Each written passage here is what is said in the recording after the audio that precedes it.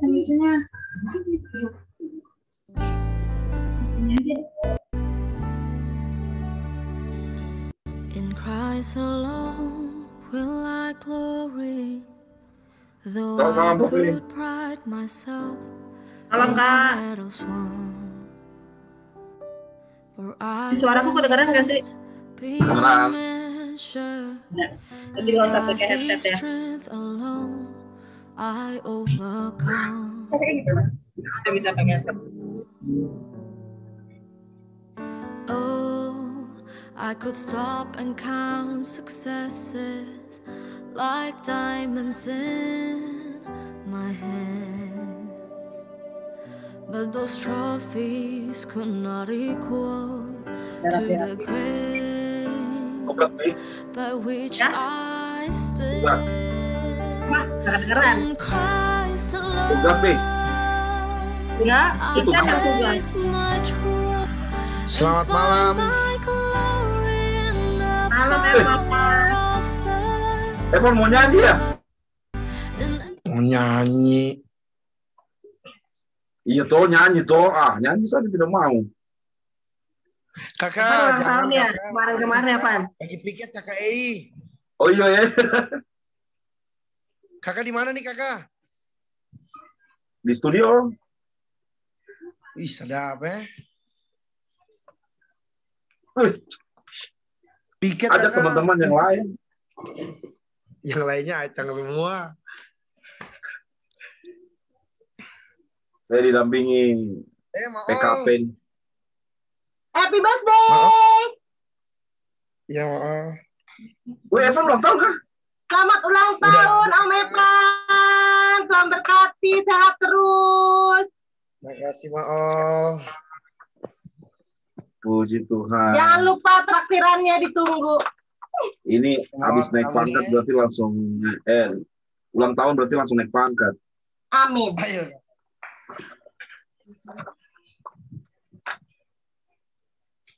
Ibu Popi? Ya. Ibu Popi. Ngapain, Dek? Ya, enggak mau nonton kayak Elias nih. Nggak bosan. Bosan sih. Kenapa sih fotonya kok? Ini fotonya. Ganti aja Caranya. Ganti nih. Matiin kamera dulu.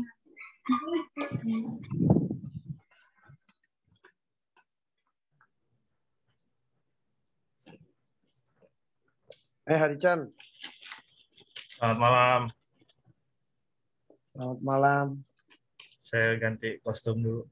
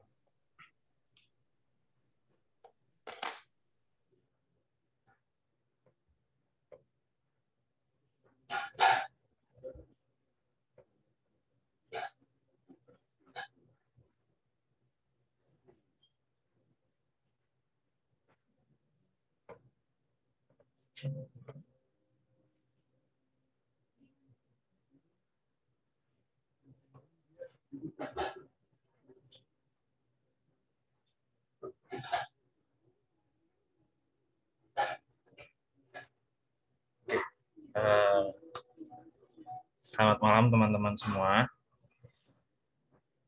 Ibadah akan kita mulai, sebelumnya saya ucapkan selamat datang untuk rekan-rekan pemuda, baik yang kedapatan tugas tuan rumah maupun yang tidak. Untuk klien Firman juga Kak Elias, selamat datang. Selamat melayani. Lalu untuk teman-teman yang bertugas tuan rumah, saya akan mengecek apakah sudah hadir semua atau belum. Bila saya panggilkan namanya, harap say hi. Yondrix. Halo. Halo. Belum dipanggil. Halo, Richard. Belum dipanggil. Tolong. Natasha. Halo, malam. Oke, selamat malam. Everlyn. Everlyn apa Evelyn? Everlyn. Halo. Evelyn, Bang. Oh, Evelyn. Oke. Halo. Oke, selamat malam Evelyn. Lanjut, Genzalino. Halo, Bang. Selamat malam. Halo, selamat malam. Lalu Tania. Halo, Bang. Selamat malam. Lalu yang sangat Selamat malam antusias, juga. Bro Renal. Nah, Halo, Ican. selamat malam. Baru Pak bersuara. Selanjutnya Esther. Halo, selamat malam. Oke, selanjutnya Natasha. Sudah hadir? Natasha. Halo, malam. Selamat malam. Lalu Teresia. Halo, selamat malam. Selamat malam. Lalu Bung Evan. Malam, Chan. Selamat malam. Terakhir Ben. Oke, selamat malam. Diingatkan kembali, nanti teman-teman yang bersebelas ini akan membacakan ayat Alkitab dan harap teman-teman juga semuanya, tidak hanya tuan rumah, saat ibadah berlangsung, diharapkan sebisa mungkin on cam. Terima kasih. Untuk tata tertib ibadah, yang pertama, diharapkan berpakaian sopan dan rapi. Lalu, dan untuk demi kelancaran ibadah virtual ini, pada saat bernyanyi, teman-teman diharapkan mute mic-nya, tapi masih tetap sambil bernyanyi. Dan apabila memang diperlukan saat pelayan firman atau liturgos mengajak teman-teman berbicara, silakan unmute mic-nya. Lalu untuk tata cara pemberian persembahan, teman-teman nanti bisa memasukkan dalam amplop dan diberikan langsung ke kantor gereja setiap hari kerja ataupun saat hari Minggu ke gereja bisa dikoordinasikan dengan pengurus gerakan pemuda. Oke. Teman-teman dipersilakan untuk mengambil saat teduh pribadi.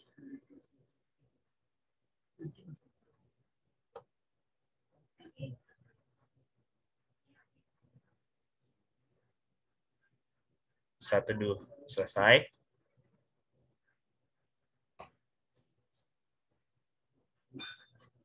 Kita akan menyanyikan lagu Mars Gerakan Pemuda.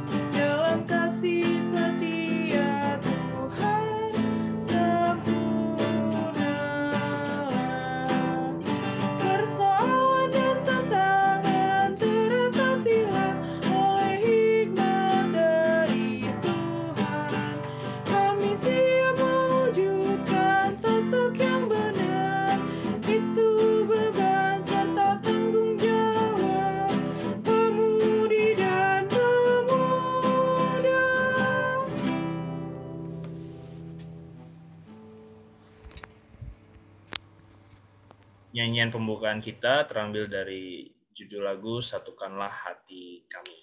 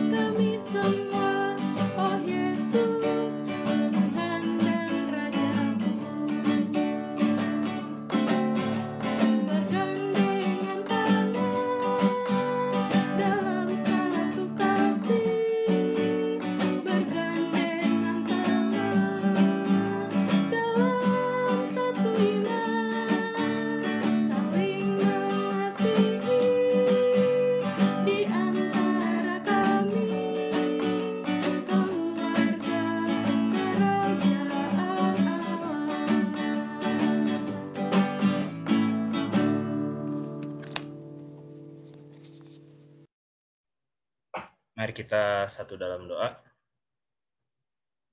Allah Bapa yang baik, terima kasih Bapa untuk kesempatan yang Kau berikan pada kami malam hari ini dapat berkumpul secara daring ya Bapa di Zoom ini untuk beribadah dan memuji nama-Mu saja ya Bapa.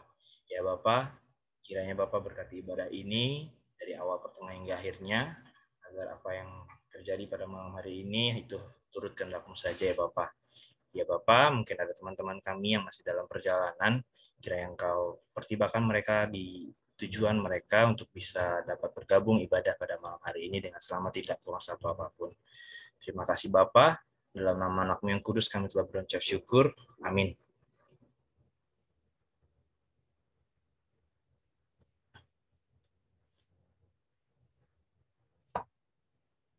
Tiba saatnya untuk kita membaca nats pembimbing.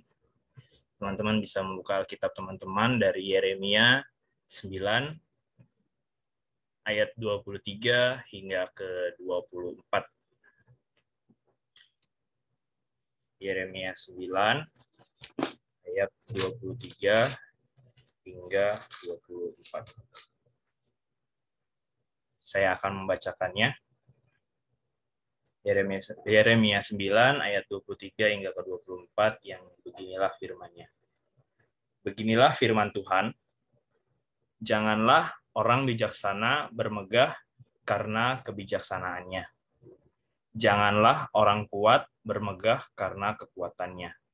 Janganlah orang kaya bermegah karena kekayaannya.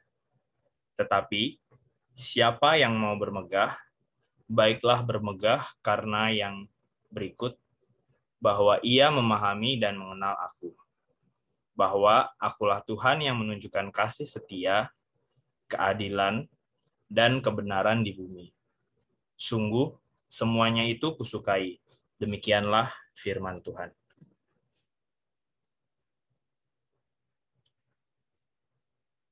Sebelum kita mendengarkan pemberitaan firman, kita akan bernyanyi lagi dari Kitab Bakti 262, Bagai Rusa Rindukan Air, dan apa yang seterusnya.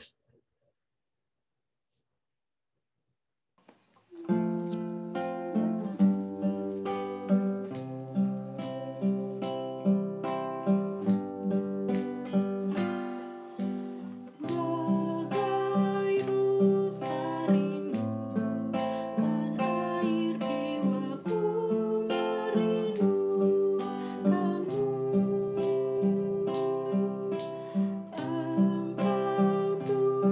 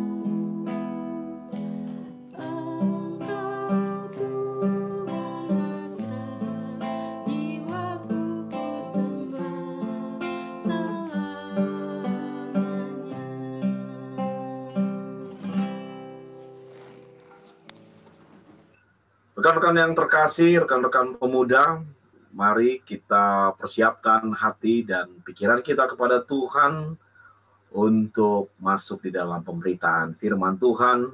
Mari kita berdoa. Allah Bapa di sorga, bersyukur Tuhan atas kasih karunia serta anugerah yang Engkau berikan kepada kami. Sehingga sebagaimana kami ada malam hari ini Tuhan, kembali Engkau mengundang kami untuk masuk di dalam persekutuan-Mu, dalam ibadah gerakan pemuda. Meskipun kami harus bertatap muka melalui virtual, tetapi kami yakin hati kami satu untuk bersama-sama mengabdi, memuji, dan menyembah kepada-Mu. Dan di dalam ini Tuhan kami rindu untuk Engkau sapa melalui firman-Mu, untuk Engkau sampaikan apa yang menjadi suruhan Tuhan bagi kami sebagai anak muda, sehingga kami pun boleh melakukan kehendak Tuhan di tengah-tengah fungsi dan tugas kami, baik sebagai pelajar, sebagai mahasiswa, sebagai pekerja, TNI ataupun Polri, bahkan sebagai anak di tengah-tengah keluarga. Biarlah Tuhan, kami memohon kepadamu, berikanlah kami hikmat, sehingga kami mampu memperkaya diri kami dengan firman. Demi Kristus firman yang hidup kami berdoa. Amin.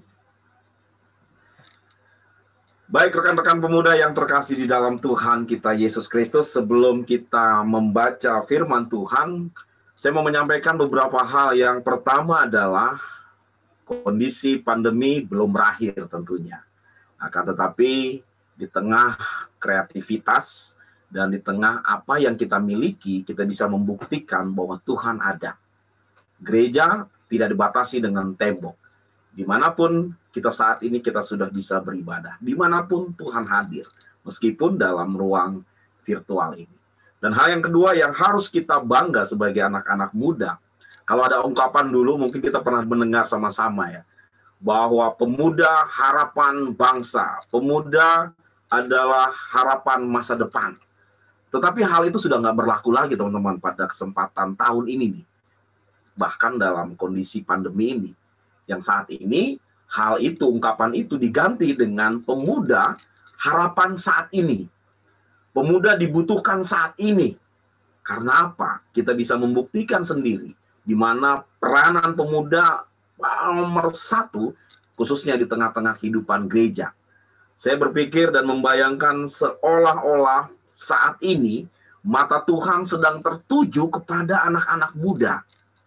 Mata Tuhan sedang tertuju dan Dia sedang menggunakan apa yang kita miliki sebagai anak muda untuk memelopori, untuk berada di garda terdepan di dalam setiap persekutuan-persekutuan kita.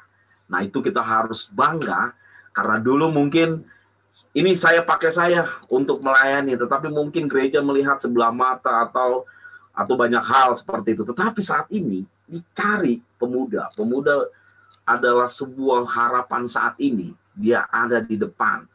Nah, itulah kebanggaan kita hari ini dan kita patut mensyukurinya.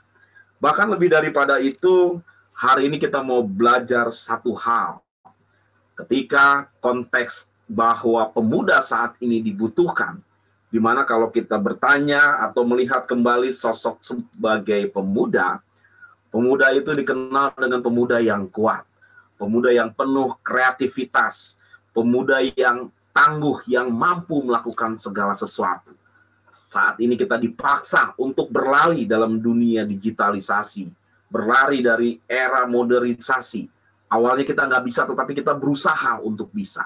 Dan banyak lagi tantangan-tantangan yang tentu anak muda ini sering akan dihadapinya.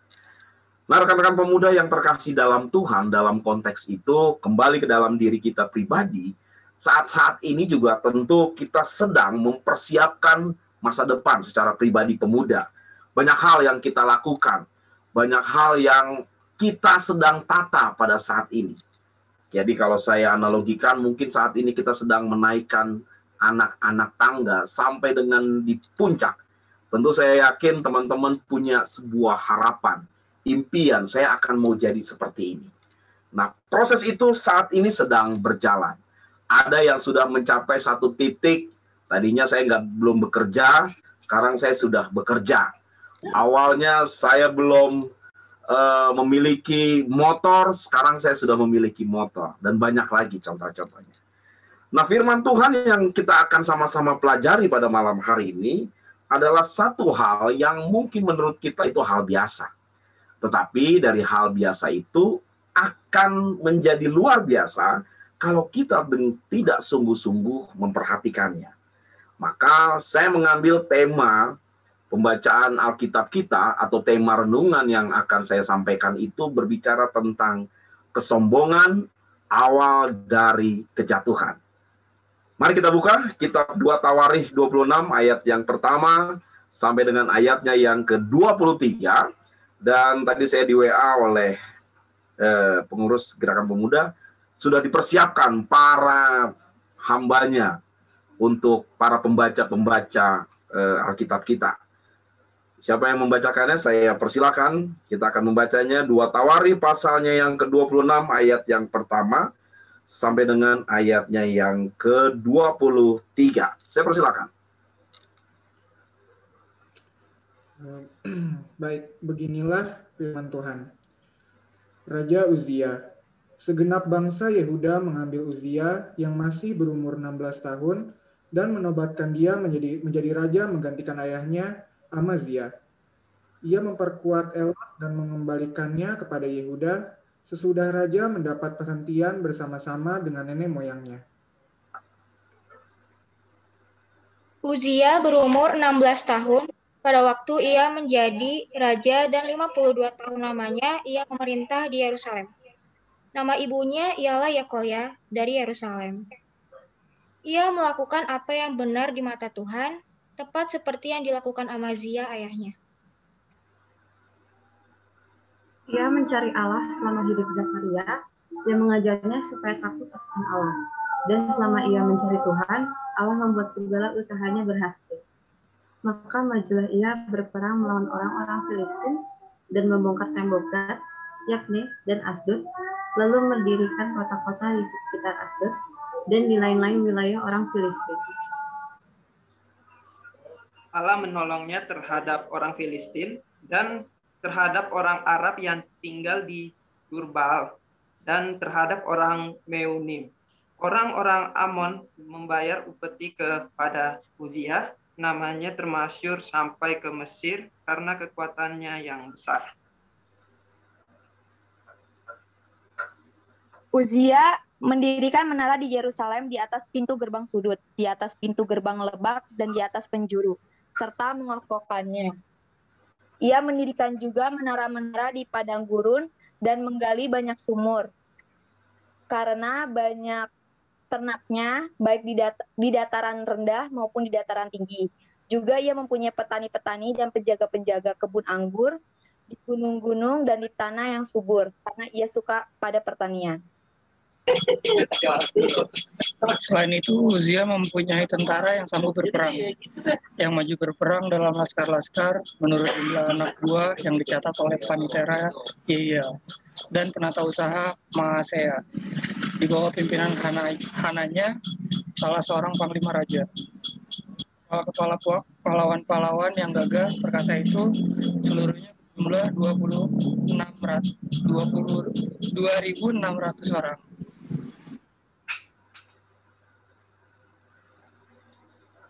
Di bawah pimpinan mereka terdapat satu bala tentara terdiri dari 307.500 orang yang gagah perkasa dalam menghadapi musuh. Uzia memperlengkapi seluruh tentara itu dengan perisai, tombak, ketopong, baju zirah, busur, dan batu umban. Ia membuat juga di Yerusalem alat-alat perang, ciptaan seorang ahli yang dapat menembakkan anak panah dan batu besar untuk ditempatkan di atas menara-menara dan penjuru-penjuru. Nama raja itu termasyhur sampai ke negeri-negeri yang jauh karena ia ditolong dengan ajaib sehingga menjadi kuat. Setelah ia menjadi kuat, ia menjadi tinggi hati sehingga ia melakukan hal yang merusak. Ia berubah setia kepada Tuhan Allahnya dan memasuki bait Tuhan untuk membakar ukupan di atas mezbah pembakaran ukupan.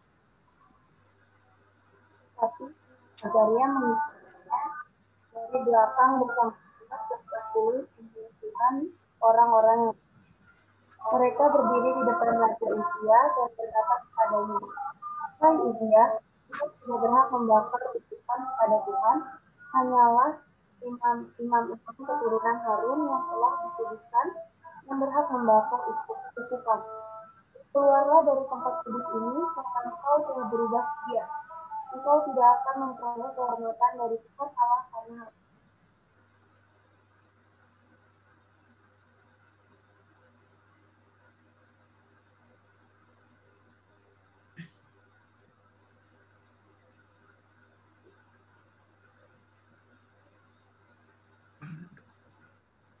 Ya, dilanjut.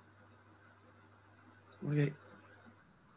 Tetapi Uzia dengan bokor ukupan di tangannya untuk dibakar menjadi marah. Sementara amarahnya meluap terhadap para imam. Timbullah penyakit kusta pada dahinya di hadapan para imam di rumah Tuhan, dekat mesbah pembakaran ukupan. Imam kepala Azaria dan semua imam lainnya memandang kepadanya, dan sesungguhnya ia sakit kusta pada dahinya. Cepat-cepat mereka mengusirnya dari sana, dan ia sendiri tergesa-gesa keluar, karena Tuhan telah menimpakan tulah kepadanya. Raja Uzia sakit kusta sampai kepada hari matinya, dan sebagai orang yang sakit kusta, ia tinggal dalam sebuah rumah pengasingan karena ia dikucilkan dari rumah Tuhan. Dan Yotam, anaknya, mengepalai istana raja dan menjalankan pemerintahan atas rakyat negeri itu. Selebihnya dari riwayat Uzia, dari awal sampai akhir ditulis oleh Nabi Yesaya bin Amos.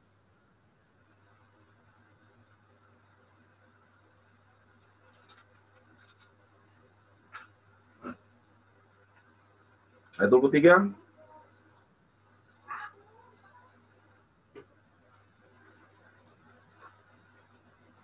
Untuk ayat terakhir ya. Ya, oke.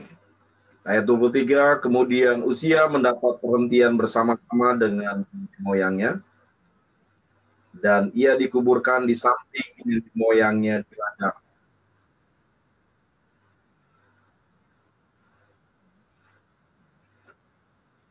Dekat kuburan raja-raja, karena ia berpenyakit kusta, kata orang. Maka Yotam anaknya menjadi raja menggantikan dia. Rekan-rekan pemuda, demikianlah firman Tuhan. Yang berbahagia adalah kita yang mendengarkan firman ini dan menjadi pelaku-pelaku di dalam kehidupan kita hari lepas hari. Hosiana.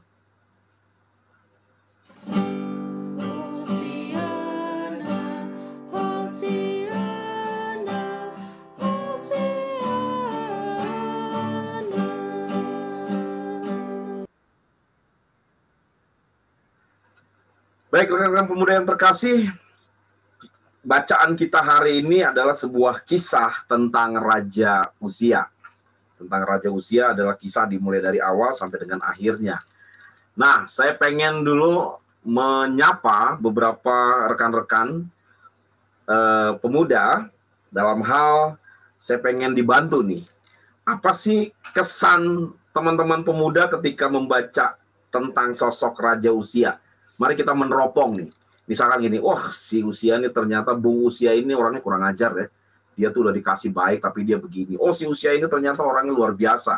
Dia seorang pemimpin hebat dan lain-lain. Kesannya, kesan teman-teman seperti apa melihat Uzia ini? Saya mulai dari yang awal namanya itu adalah huruf A. Ada nggak huruf A ya? Saya coba lihat dulu. Huruf A. Ada huruf A di sini? Oh, tidak ada. Berarti huruf B. Huruf B, silakan Ben ya. Ben, ada Ben? Ben ada, tapi itu ada yang huruf A tuh. Oh, ada. Siapa? Siapa Ben? Itu Angelica Laveda. Oh, Angelita A-nya ya. Halo Angel. Dia tidak menyapa Ben. Jadi Ben sajalah kalau begitu, nanti Angel berikutnya. Halo Ben, selamat malam Ben, apa kabar? Baik. Ya, Ben. Kalau Ben, setelah tadi kan kita sudah baca sama-sama. Apa sih kesan pertama ketika baca ini sampai ayat pertama sampai 23 melihat Bung Uzia ini nih, Raja Uzia ini seperti apa dia sosoknya, Ben? Silakan, Ben. Biasa aja. Wah, dia orangnya biasa aja begitu ya. Oke, nggak apa-apa. Ada yang lain? Nggak ada kesan tersendiri, Ben ya? Nggak ada. Oke. Saya menyapa yang lain dulu nih. Yonrik. Silakan Yonrik. Apa kesan Yonrik ketika baca tentang Uzia ini? Hai Yonrik. Halo. Ya, Uzia ini di usianya masih muda ini udah langsung dijadikan raja gitu untuk menggantikan ayahnya yang mungkin di umurnya itu masih belum. Mungkin kalau secara normal ya. Itu saja? Itu saja. Itu saja. Satu lagi ya, satu lagi. Esther. Silakan Esther. Esther Naomi. Hai. Ya. Ya. Apa kesan Esther nih ketika baca ini, kan? Ketika melihat riwayat tentang Uzia ini? Kalau dari Esther, Raja Uzia ini merupakan bisa dibilang raja termuda ya, karena dia di umurnya 16 tahun dia sudah menjadi raja, dan kalau di kita 16 tahun mungkin ya bisa dibilang masih zamannya main segala macam gitu. Jadi 16 tahun dia udah harus berpikiran menjadi seorang raja. Itu sih kalau menurut Esther, Kak. Baik, terima kasih teman-teman. Mari kita coba bedah dulu ya tentang Uzia ini nih, biar kita sama-sama paham. Catatan kita seperti yang tadi disampaikan teman-teman. Yang pertama yang menjadi catatan kita adalah benar Uzia dia dinobatkan menjadi raja di usia yang ke-16 tahun. Zaman sekarang boro-boro ya menjadi seorang pemimpin, mungkin pemimpin ketua kelas bisa jadi begitu ya, atau pemimpin satu organisasi bisa jadi juga begitu. Pemimpin apa lagi ya, seperti itu. Nah, itu hal yang luar biasa. Bahkan kepemimpinan dia ini adalah memimpin sebuah bangsa yang besar di usianya yang masih muda, yang ini usia 16 tahun. Nah, usia 16 tahun, kalau kita bandingkan dengan sekarang, usia teman-teman ya terlepas semuanya ya, ada yang 17, 18, dan seterusnya. Anggaplah kita di usia sekarang ini telah mendapatkan sesuatu. Contohnya nih ya, tuan rumah kita Evan. Evan umur berapa? Oke lah, titik-titik disensor kali ya. Tetapi pada saat ini Evan sudah mendapatkan sebuah pekerjaan. Kemudian ada beberapa teman-teman juga yang saat ini di usia muda dalam konteks sekarang ini sudah juga mendapat sebuah keberhasilan, yaitu mendapat sebuah pekerjaan atau keberhasilan-keberhasilan lain. Mari kita lanjut. Apa yang kita lihat lagi dari Uzia? Kemudian dikatakan di ayatnya yang ketiga, dia 52 tahun lamanya ia memerintah di Yerusalem. Artinya pemerintahannya selama 52 tahun. Kemudian ada lagi di ayatnya yang keempat. Ayat yang keempat dia mengatakan, ia melakukan apa yang benar di mata Tuhan. Saya garis bawahi bahwa Uzia awalnya dia melakukan apa yang benar di mata Tuhan, sama seperti yang dilakukan Amazia, ayahnya terdahulu. Nah, dampaknya ketika ia melakukan apa yang benar di mata Tuhan, dampaknya kita lihat di ayatnya yang ke-7. Ternyata dampak dari ia melakukan apa yang benar di mata Tuhan, dan kalau lihat sebelum ayat 7, ayat yang kelima, ia mencari Allah selama hidup. Ia mengajarkan supaya takut akan Allah, dan selama ia mencari Tuhan, Allah membuat segala usahanya berhasil. Makanya dampaknya adalah di ayatnya yang ke-7, dia mau bilang, Allah menolongnya terhadap orang Filistin, dan seterusnya, dan seterusnya. Di ayat yang ke-8 sampai 15, itu adalah tentang keberhasilan, dan apapun yang Uzia lakukan. Tuhan menolong sehingga mendatangkan keberhasilan. Nah, akan tetapi, sesuai dengan tema kita hari ini, ternyata ada sesuatu hal yang luar biasa yang terjadi. Ayat 16. Setelah ia menjadi kuat, ia menjadi tinggi hati, sehingga ia melakukan hal yang merusak. Ia berusaha setia kepada Tuhan Allahnya dan memasuki bait Tuhan untuk membakar ukupan di atas mezbah pembakaran ukupan. Ayat 16 menjadi kunci kita pada hari ini. Setelah ia menjadi kuat, ia menjadi tinggi hati. Jadi awalnya Uzia ini ketika dinobatkan menjadi raja, ia takut akan Tuhan dia. Dia menuruti apa yang diperintahkan Tuhan. Sehingga Allah menolong. Nah, ketika Allah menolong dan dia mendapatkan keberhasilan, akan tetapi setelah ia menjadi kuat dalam arti kata, ia kuat, kekuasaannya bertambah besar, ia memiliki, kalau dilihat ya, bala tentara yang luar biasa banyaknya, tetapi ia menjadi tinggi hati. Sehingga ia melakukan hal-hal yang tidak berkenan di hadapan Tuhan. Satu contoh, bahwa ketika ia memasuki bait Tuhan untuk membakar ukupan. Jadi ayat 16b ini adalah satu pelanggaran yang tidak baik di hadapan Tuhan.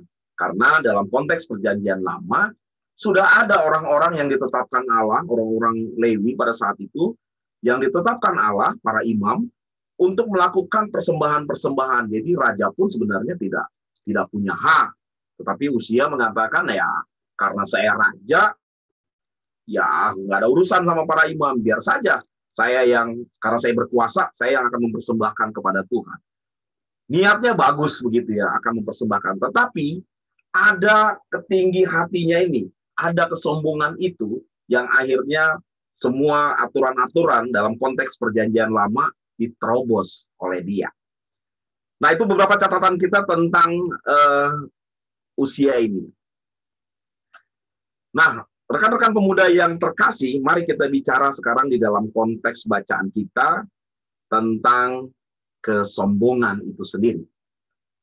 Selain Raja Uzia, banyak lagi Alkitab mencatat tentang beberapa hal tentang kesombongan. Akhirnya kita pikir, kalau kita sombong itu dosa nggak sih ya? Apakah hal itu dilanggar bertentangan dengan firman Tuhan? Untuk itu, mari kita coba kita buka Alkitab kita. Saya mengajak kita semua membuka beberapa ayat sebagai pendukung kita. Yang pertama, kita membuka dari, sebentar, saya buka ayatnya dulu. Amsal pasal 3, ayatnya yang ke-6. Catat dulu, saya minta nanti ada beberapa yang bacain ya. Angel catat Amsal 3, ayatnya yang ke-6. Bacanya nanti ya. Amsal 3, ayatnya yang ke-6. Angel sudah dapat? Oke, kemudian ada siapa lagi nih? Genza Lino. Genza, catat kitab 2 Korintus 3, ayatnya yang ke-5.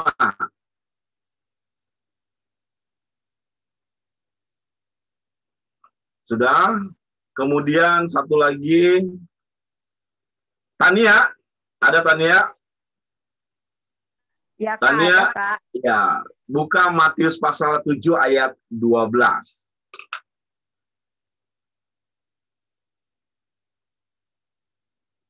Oke, bacanya nanti ya. Saya mau mengajak kita semua, saya akan membacakan dari satu ayat Alkitab yang berbicara tentang kesombongan. Kalau kita membuka dari 1 Petrus pasalnya yang ke-5, 1 Petrus pasal 5 ayatnya yang ke-5b. Di situ mengatakan demikian, saya akan membacakan kepada kita semua, atau ayat semua ya. Demikianlah juga kamu, hai orang-orang muda, tunduklah kepada orang-orang tua, dan kamu semua, rendahkanlah dirimu seorang terhadap yang lain, sebab Allah menentang orang yang congkak, tetapi mengasihani orang yang rendah hati.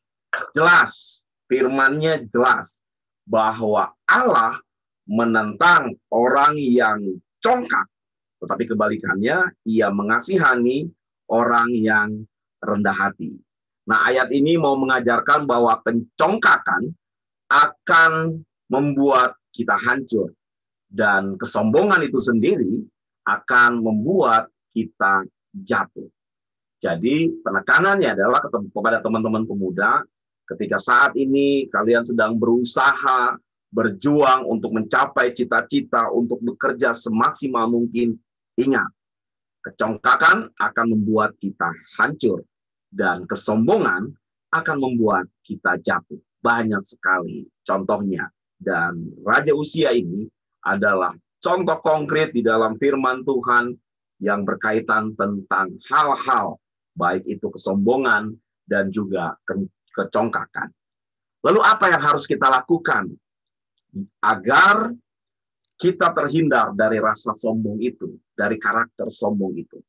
Untuk itu, coba kita baca Amsal pasal 3 ayat 6 tadi Angel ya. Angel sudah mempersiapkan. Saya mohon menyapa Angel. Angel membacakan Amsal 3 ayat 6. Saya mau membagikan bagaimana caranya agar kita dapat terhindar dari kesombongan itu sendiri. Silakan. Baik. Amsal 3 ayat 6 yang berisikan, akuilah dia dalam segala lakumu, maka ia akan meluruskan jalanmu. Baik, maka ia akan meluruskan jalanmu. Kita ulangi, akuilah dia dalam segala lakumu, maka ia. Hal yang pertama teman-teman pemuda yang harus kita lakukan adalah akuilah Tuhan dalam pertolongannya. Akuilah Tuhan. Kalau kita ingin jalan kita lurus, kalau kita ingin Tuhan senantiasa menyertai langkah kita, kita harus sadar bahwa bukan karena kepintaran kita, bukan karena kekuatan kita, tetapi karena Tuhan. Akuilah dia di dalam lakumu. Artinya kita mengakui bahwa apa yang kita miliki saat ini, mungkin pacar, mungkin juga pekerjaan, mungkin juga sekolah, atau apapun yang kita miliki saat ini, itu bukan karena mau kekuatan kita saja, tetapi kita harus akui kalau semua yang kita dapat di hari ini adalah karena kehendak Tuhan. Teman-teman pemuda atau gerakan pemuda, hal yang paling mudah untuk menilai apakah saat ini, minggu-minggu inilah, kita merasa diri kita sombong atau tidak itu gampang. Coba kita renungkan sedikit. Benar nggak sih? Bahwa diri kita saat ini ada rasa sombongnya dikit. Nah, menilainya gampang. Kalau teman-teman perhatikan dan merefleksikan diri, sepanjang hari ini aja, dari mulai bangun pagi sampai dengan saat ini, pagi hari, ketika kita bangun, apakah kita berdoa kepada Tuhan? Itu dulu. Saya mau katakan, doa itu kan sebagai bentuk ungkapan syukur. Doa itu bagi saya ya, menurut saya, doa itu adalah sebuah bentuk ketidakberdayaan kita kepada Tuhan. Makanya di dalam doa kan kita sering bilang, terima kasih Tuhan, Engkau telah bangunkan saya pada pagi hari ini, saya mengucap syukur. Itu doa, pemahamannya. Menurut saya ya, tapi saya yakin teman-teman juga demikian.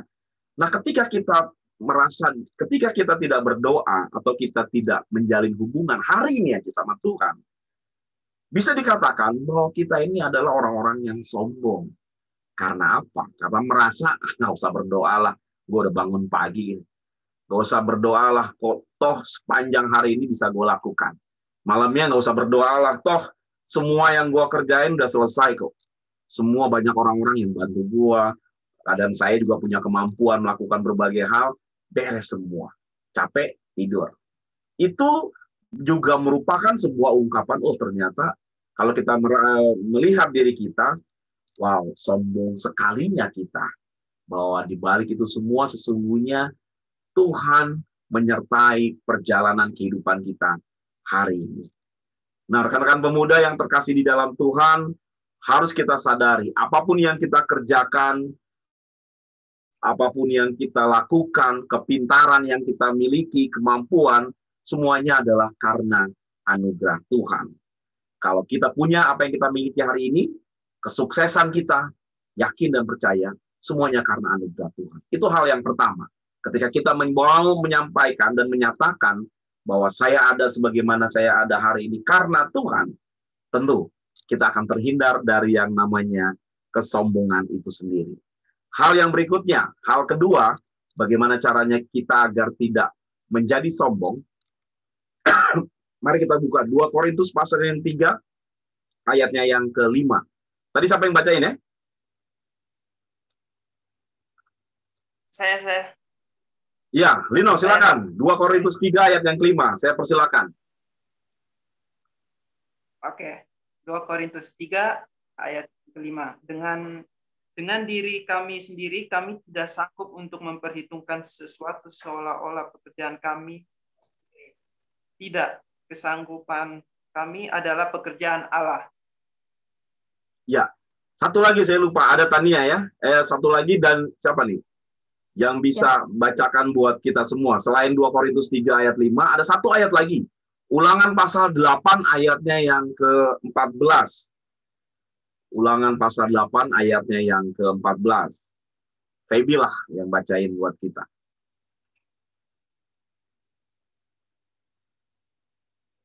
Tadi 2 Korintus 3 ayat 5 sudah dibacakan. Kemudian kita membaca satu ayat lagi sebagai pedoman kita. Ulangan pasal 8 ayatnya yang ke-14. Silakan Feby. Oh ya. Ulangan 8 ayatnya yang ke-18. Tetapi haruslah engkau ingat kepada Tuhan Allahmu, sebab dialah yang memberikan kepadamu kekuatan. 14.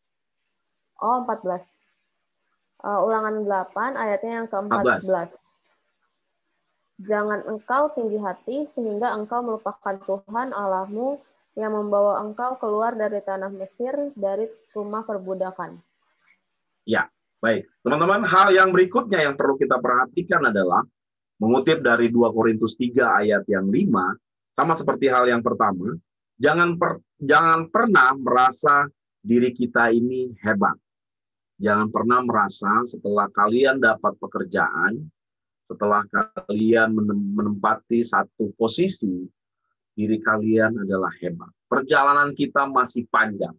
Usia, dia mendapatkan mahkota kerajaan di usia yang ke-16 tahun. 52 tahun, Alkitab mencatat perjalanan karyanya di tengah-tengah menjadi sosok pemimpin bangsa Israel.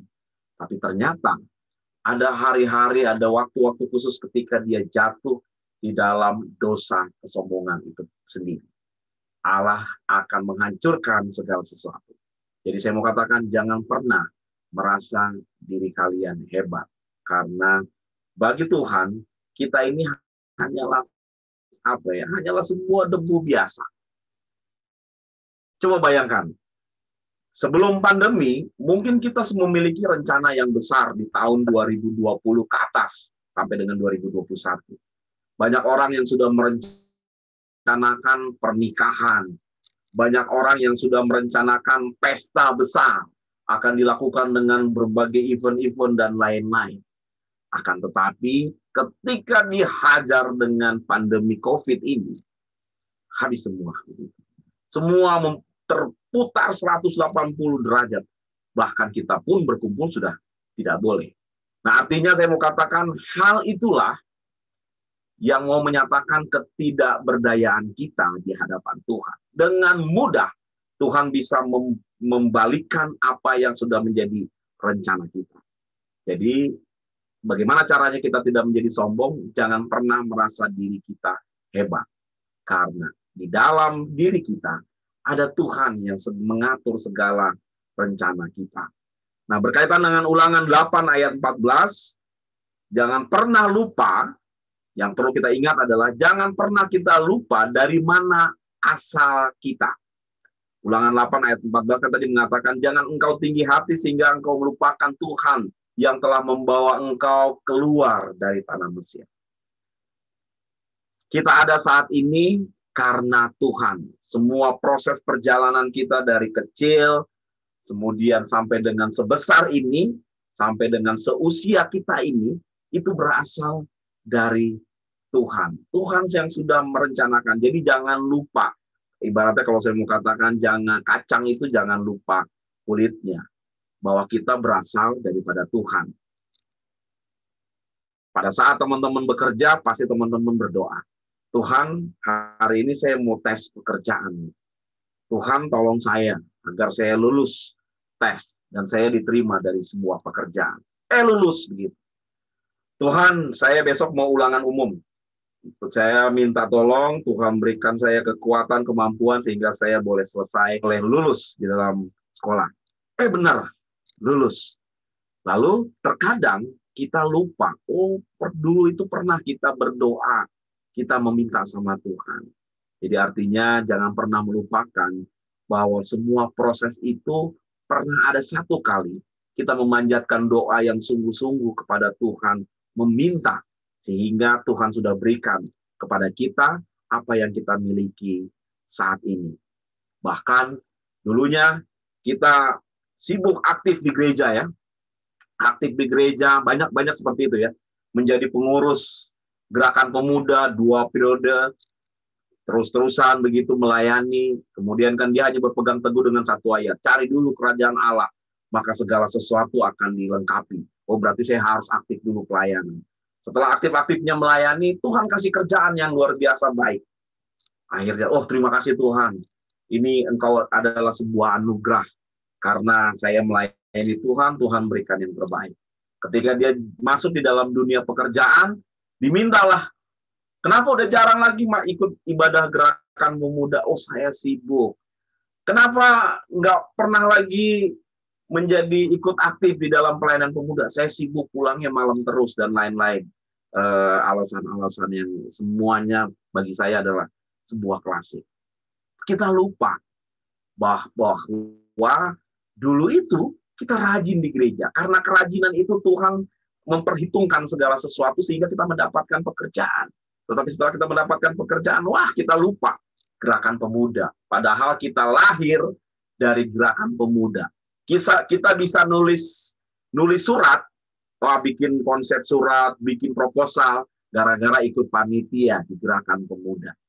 Kita bisa menjadi seorang bendahara, gara-gara ikut panitia di gerakan pemuda. Banyak hal. Tetapi ketika kita terjun dalam dunia pekerjaan, terkadang kita melupakan persekutuan kita pada Tuhan. Nah, itu yang perlu kita catat. Jangan pernah melupakan dari mana asal kita. Jangan pernah kita melupakan saya ada sebagaimana saya ada saat ini.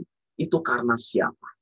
Sadari atau tidak, Tuhan menggerakkan diri kita terlibat di gerakan pemuda untuk merencanakan segala sesuatu yang luar biasa. Dan hal yang ketiga adalah, teman-teman gerakan pemuda, yang perlu juga kita pahami agar kita terhindar dari yang namanya kesombongan. Mari kita buka Matius pasal 7 ayat 12. Tadi siapa yang mau bacain ya? Aku, Kak. Ya, silakan. Matius 7 ayat 12. Segala sesuatu yang kamu kehendaki supaya orang perbuat kepadamu, perbuatlah demikian juga kepada mereka. Itulah isi seluruh hukum Taurat dan kitab para nabi. Oke. Udah, Kak. Yang ketiga adalah ini tips yang ketiga bagi kita semua ya. Semua yang sudah Tuhan berikan dan sudah Tuhan tentukan, itu adalah ketentuannya Tuhan. Artinya gini, jangan pernah juga kita artinya gini, saya melakukan satu kalimat yang sederhana adalah hargailah orang lain. Itu tips bagaimana biar kita nggak sombong. Mengutip Matius pasal 7 ayat 12, segala sesuatu yang kamu kehendaki supaya orang berbuat kepada kamu, lakukanlah itu juga. Kalau kita mau dihormati orang, hormatilah orang lain. Kalau kita mau dihargai orang, hargailah juga orang lain. Ketika kalian bisa melakukan hal itu, maka kalian akan terhindar dari yang namanya kesombongan. Semua keberadaan kita, Tuhan sudah tentukan. Baik secara fisik, itu sudah nggak bisa lagi kita ganggu-gugat. Ada yang hitam kulitnya, ada yang putih, ada yang sawo matang. Jangan mentang-mentang dia hitam, kemudian kita sombong karena kulit kita putih. Jangan mentang-mentang hidung kita mancung, kemudian hidung teman kita, hidung Harican misalkan minimalis begitu ya, minimalis nggak mancung-mancung amat, kemudian kita sombong kita punya fisik yang lengkap dan luar biasa. Hargailah orang lain. Ketika kita bisa menghargainya, maka kita terhindar dari yang namanya kesombongan. Rekan-rekan pemuda, perlu kita catat dan yakinkan di dalam diri kita, kesombongan atau congkak hati itu hal yang paling Tuhan tidak sukai. Jika kita melakukan itu, percayalah ada saatnya kita akan jatuh. Dan sebelum kita sampai ke sana, hari ini firman Tuhan mengingatkan kepada kita, hati-hati, lakukanlah apa yang menurut kehendak Tuhan. Percayalah bahwa apa yang tadi kita sudah dengar melalui contoh usia dan juga beberapa uraian-uraian yang saya jelaskan, yang saya ulangi dengan singkat. Hal yang pertama, bagaimana kita agar kita tidak menjadi sombong. Akuilah Tuhan di dalam setiap jalanmu. Bahwa setiap usaha yang saya lakukan hari ini, itu semua karena kehendak Tuhan. Hal yang kedua, yang perlu kita perhatikan, jangan pernah kita lupa asal mula kita. Dari mana kita berasal? Karena apa kita jadi saat ini? Itu semua karena Tuhan. Jangan pernah melupakan semua proses yang telah terjadi dalam kehidupan kita. Karena di balik itu semua ada Tuhan. Dan hal yang ketiga adalah hargailah orang lain. Hargailah jerih lelah orang lain. Sedikit pun hargailah itu. Karena Tuhan juga sudah menentukan semua hal dalam kehidupan kita. Dia sudah atur semua. Ada yang kaya, ada yang miskin. Ada yang punya mobil, ada juga yang punya motor. Ada yang bekerja, ada yang tidak bekerja. Lalu bagaimana kita menempatkan diri kita? Hargailah mereka. Dan jauhilah rasa kesombongan dan tinggi hati itu. Demikian rekan-rekan pemuda. Biarlah firman Tuhan pada malam hari ini boleh memberikan kekuatan kepada kita. Dan teruslah melangkah dan berkarya di dalam Tuhan. Dan ingatlah, tahun-tahun ini, tahun pandemi ini, pemuda memiliki peranan yang luar biasa di tengah-tengah persekutuan kita. Baik dalam persekutuan, gereja, dan juga masyarakat. Tuhan memberkati kita. Amin. Kita akan merespon firman Tuhan dengan melakukan pujian sebagai berikut.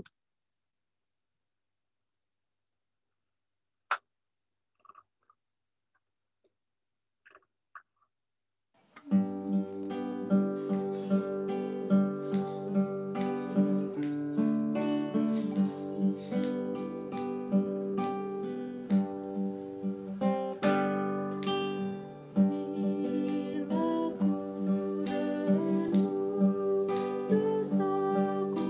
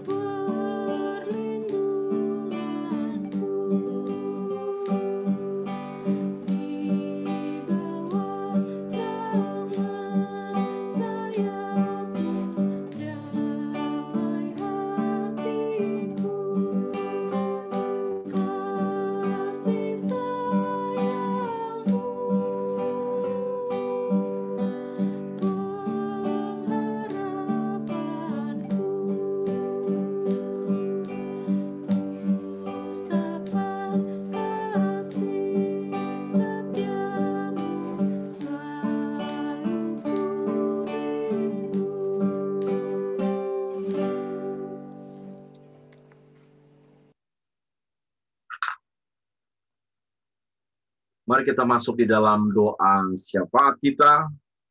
Mari kita berdoa.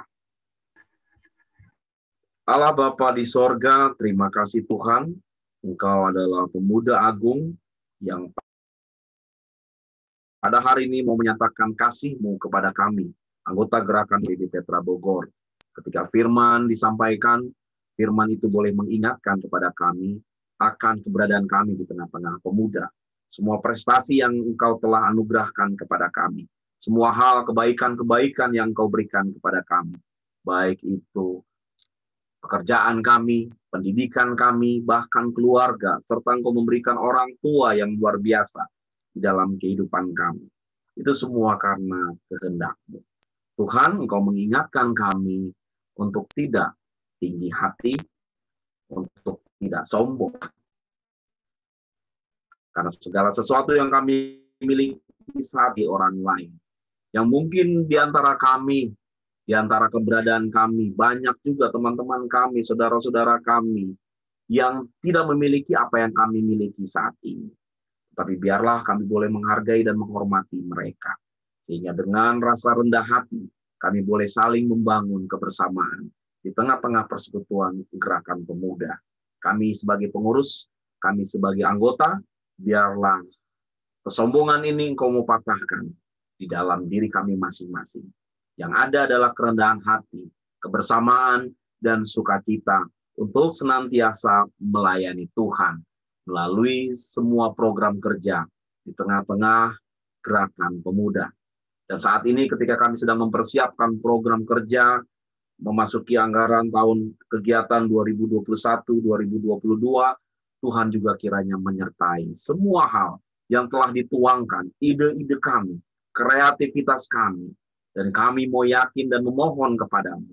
Biarlah melalui semua rangkaian kegiatan, program kerja yang telah kami sepakati dan kami sukan secara khusus bagi teman-teman gerakan pemuda. Terima kasih Allah Bapa di sorga. Bersyukur pada malam hari ini beberapa rekan kami yang menjadi tuan rumah, beberapa pokok doa telah mereka sampaikan.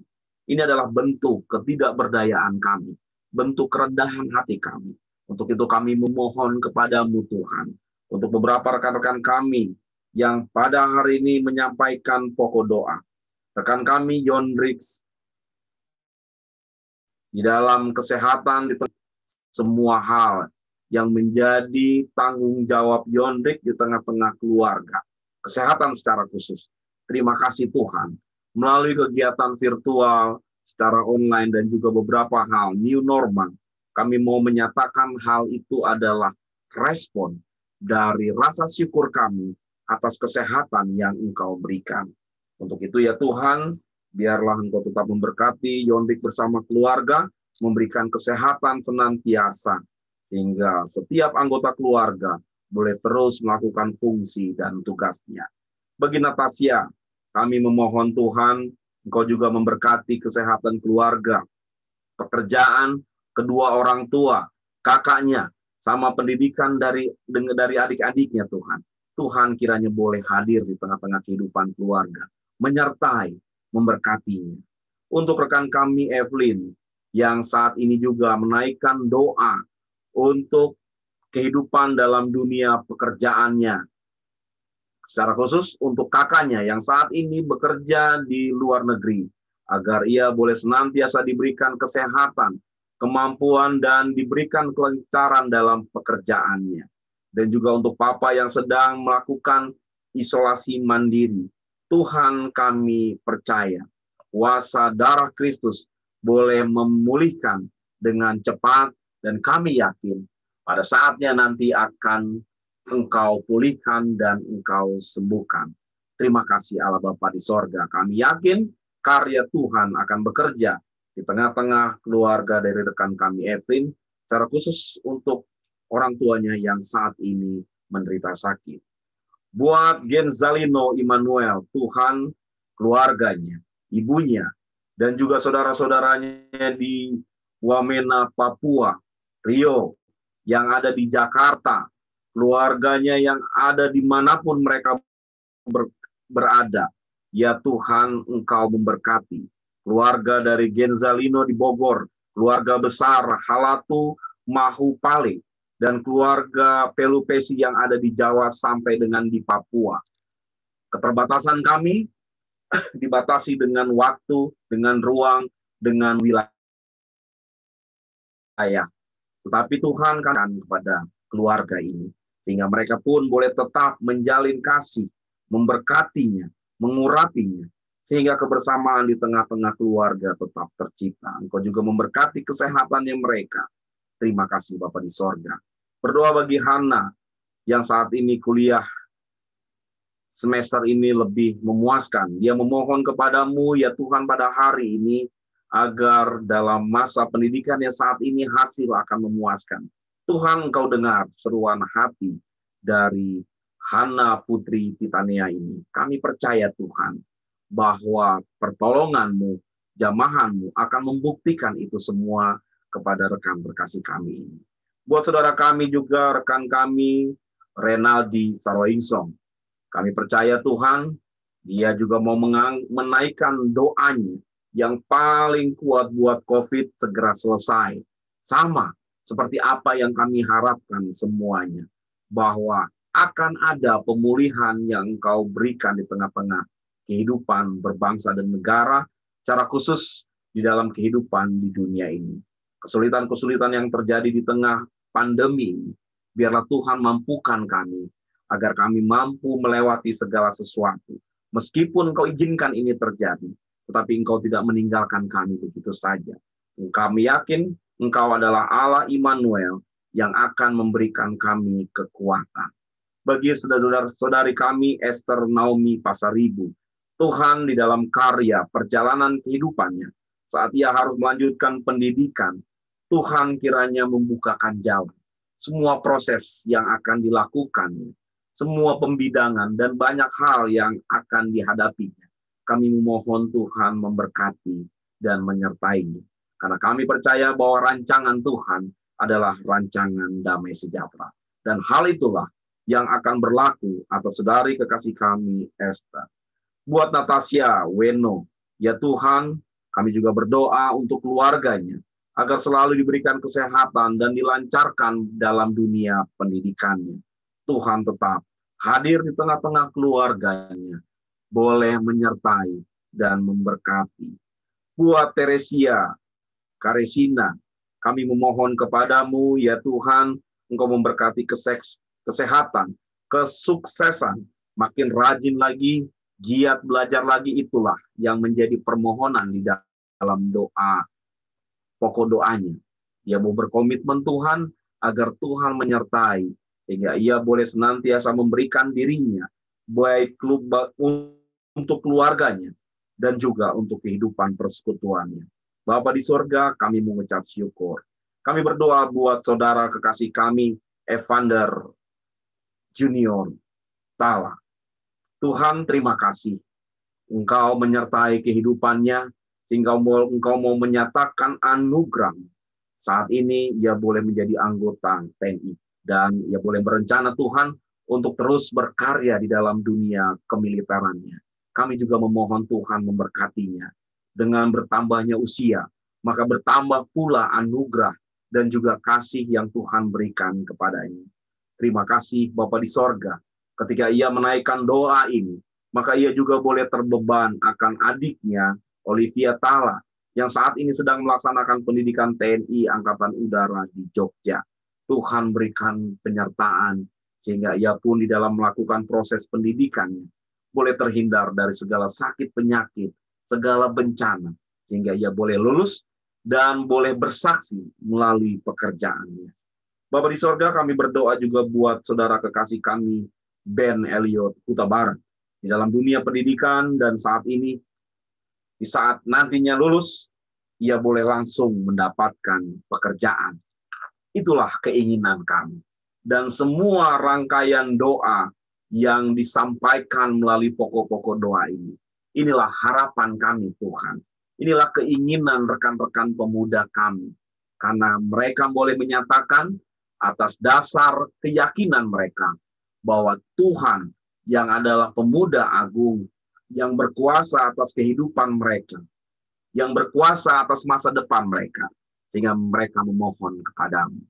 Selanjutnya biarlah karya Tuhan boleh bekerja di tengah-tengah kehidupan gerakan pemuda secara khusus teman-teman kami, saudara-saudara kami yang menjadi tuan rumah pada hari ini. Untuk keluarga mereka, pekerjaan, pendidikan, kehidupan, kesehatan mereka, kami yakin dan percaya semuanya ada di dalam tangan Tuhan. Begitupun seluruh anggota gerakan pemuda yang hadir pada hari ini, yang tidak bisa kami sebutkan satu persatu, tetapi kami yakin Tuhan tahu isi hati kami.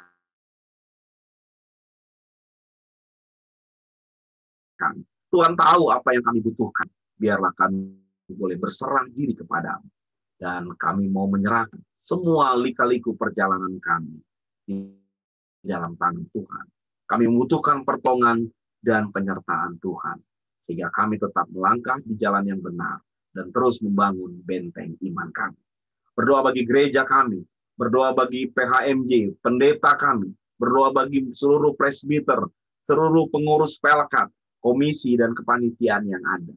Biar dengan menata pelayanan kami dengan segala pergumulan, segala persoalan, kami yakin Tuhan, Engkau boleh memberikan kami kekuatan. Terima kasih Allah Bapa di sorga. Inilah doa dan permohonan kami yang kami panjatkan hanya di dalam nama Tuhan Yesus yang telah mengajarkan kami berdoa. Bapa kami yang di surga, dikuduskanlah nama-Mu.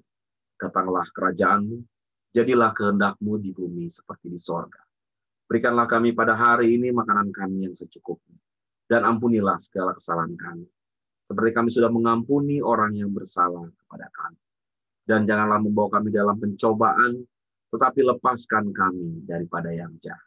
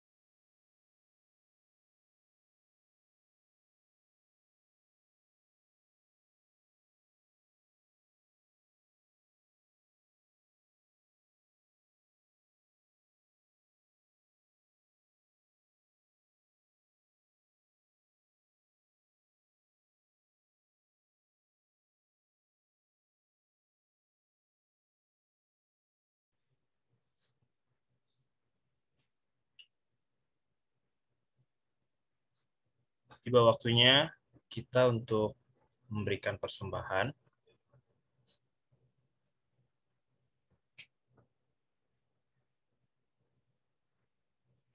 Kita bernyanyi PKJ 265, bukan karena upahmu.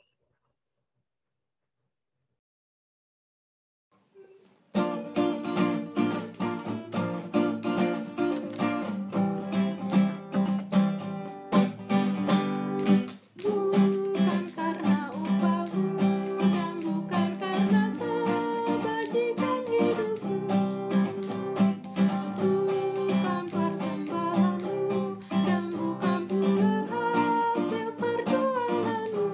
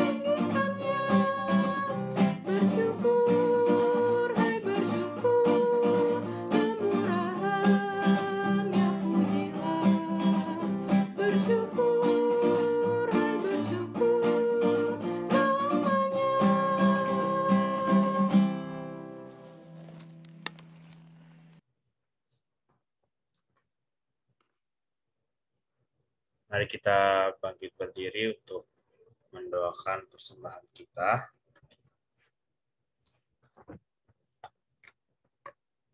Mari kita berdoa. Allah Bapa yang baik, terima kasih Bapak, pada malam hari ini kami masih berkesempatan untuk memberikan persembahan kami yang datangnya juga daripadamu, dan kami kembalikan juga kepadamu ya Bapak, untuk demi pelayanan Gereja GPB Petra ya Bapak. Ya Bapak, terima kasih. Berkatilah setiap usaha kami, pekerjaan kami, atau apapun itu ya Bapak, agar kami juga tetap selalu bisa memberikan persembahan yang terbaik hanya kepadamu juga ya Bapak. Ya Bapak, terima kasih. Dalam nama Anak yang kudus kami tak belum ucap syukur. Amin.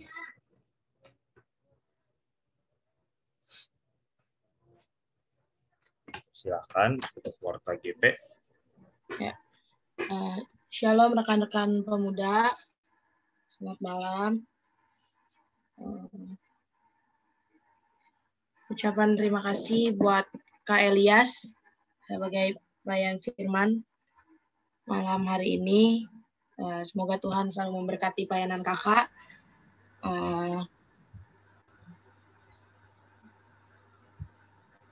Lalu untuk ucapan terima kasih juga untuk Liturgos, Bang Ican, dan juga pemusik, Kak Angki, Kantoria, ada Kak Nona, dan rekan-rekan pemuda yang sudah bersedia menjadi tuan rumah.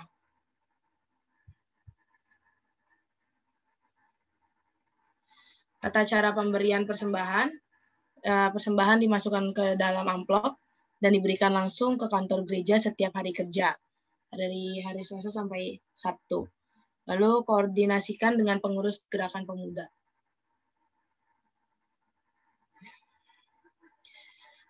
Ucapan selamat ulang tahun untuk rekan-rekan yang berulang tahun sepanjang bulan ini. Ada Kak Febri Christian, ada Jedi Adrian Mesak, Henry Valen Noel Moldena, Evander Junior Tala, dan Olivia Tala.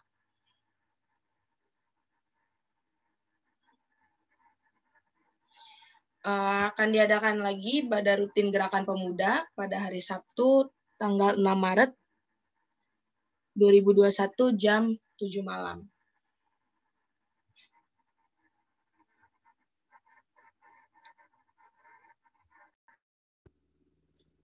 Baiklah rekan-rekan pemuda yang terkasih di dalam Tuhan, tiba saatnya kita akan melanjutkan ibadah ritual ini kepada ibadah aktual. Tetaplah bersyukur atas kesehatan yang Tuhan berikan sampai dengan saat ini, dan responilah ungkapan syukur itu dengan selalu menjaga diri kita agar tetap sehat, jaga imun kita, dan senantiasa melakukan protokol kesehatan.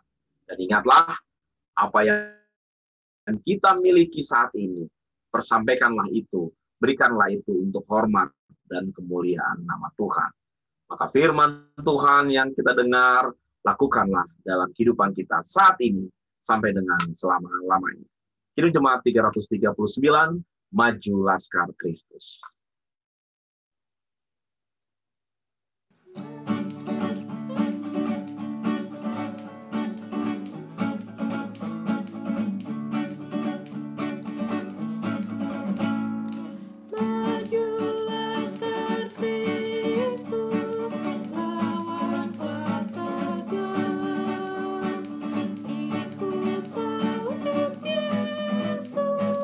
Sungguh dan tetap Rajamu sendiri.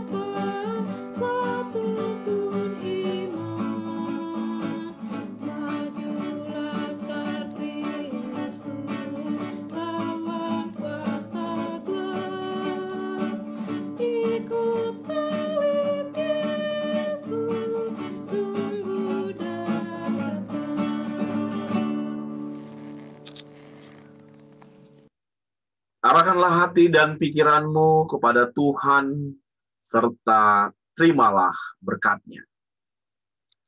Semoga Allah sumber pengharapan memenuhi kamu dengan segala sukacita dan damai sejahtera di dalam iman kamu. Supaya oleh kekuatan Roh Kudus, kamu semua berlimpah-limpah dalam pengharapan. Amin.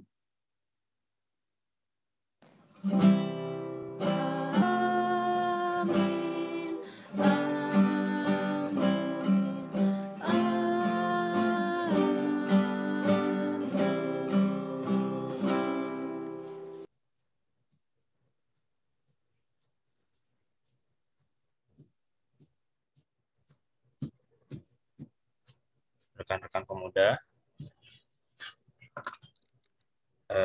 diharapkan tetap di room ini dulu. Kita akan foto bersama terlebih dahulu. Jadi dimohon untuk on cam.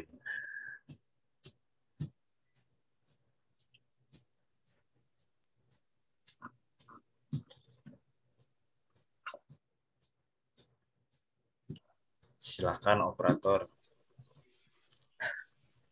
Ya, untuk teman-teman boleh dipersilakan untuk on cam.